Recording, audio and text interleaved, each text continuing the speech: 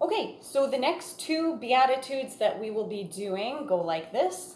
Blessed are the meek, for they shall inherit the earth. We'll stop there for now.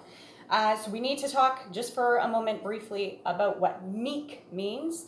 Meek is a bit of a strange word. In this translation, the English Standard Version that we're using, it uses meek, but elsewhere it can mean humble. It kind of has a soft connotation. Essentially, it meaning yielding, like we want to be yielded to God, just like a horse obeys its master, its rider, and an animal who is trained has submitted to its master or its leader. We want to have soft hearts towards God. We also don't want to think of ourselves too highly. So keeping in mind that we are nothing without God. So never forgetting that. The action goes like this. Blessed are the meek, for they shall inherit the earth. So inherit, meaning to take possession of. When someone dies and they leave you an inheritance, you take possession of that inheritance. So they shall inherit the earth. Now, the Bible talks about us being heirs with Christ. We'll actually reign and rule with him.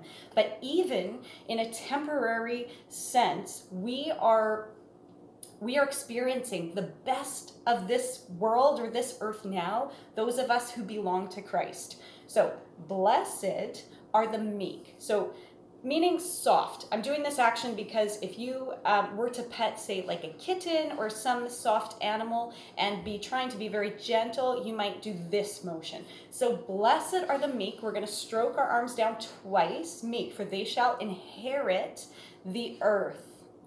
Blessed are the meek, for they shall inherit the earth. Okay. Now, the next one goes like this. Blessed are those who hunger and thirst for righteousness, for they shall be satisfied. So, hunger in sign language, you're basically going over your stomach like this, and then thirst over your throat where the water would go down. So, blessed are those who hunger and thirst for righteousness, for they shall be satisfied. So, I want you to think about a time when you have been so hungry that you would have done anything practically to get something to eat. And likewise, a time when you have felt so thirsty that you would have done almost anything for a drink of water. So that need that you had, that desire you had for food and for water, think about our desire for righteousness, to live a life righteous before God, doing what is right in his eyes. That's how much we should be desiring those things before God.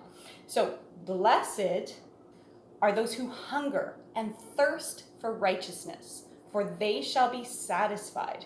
So ultimately, we will experience the most satisfaction when we are living rightly before God. So I'll do those two together, and then we'll take it from the top. Blessed are the meek, for they shall inherit the earth. Blessed are those who hunger and thirst for righteousness, for they shall be satisfied. Just one add-on here with the righteousness. I'm doing this action because this is like a cross. And Jesus' payment and sacrifice on the cross is the only reason that we have life with him, that we have been forgiven of our sins, and that we do appear righteous before him. So very important. That's why we're doing the cross. So we'll take it from the top. Matthew 5, verses 1 through 16.